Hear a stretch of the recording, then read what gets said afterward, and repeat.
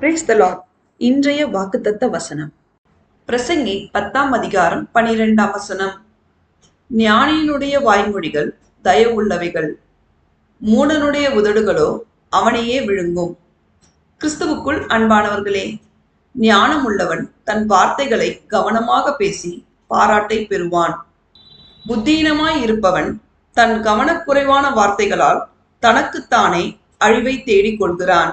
நாம் அனைவரும் சேனைகளின் கர்த்தராகிய இயேசு கிறிஸ்துவின் பிரியமான பிள்ளைகளாய் அவருடைய வார்த்தைக்கு செவிசாய்த்து அவருடைய கற்பனைகளையும் கட்டளைகளையும் நியாயங்களையும் உத்தமமாய் கைக்கொண்டு நம் உதடுகளை அடக்கி நம் வார்த்தைகளை கவனமாக பேசி அவர் நடத்துகின்ற வழியிலே நடந்து அவருடைய மகா பரிசுத்தமுள்ள நாமத்தை மகிமைப்படுத்துவோமாக.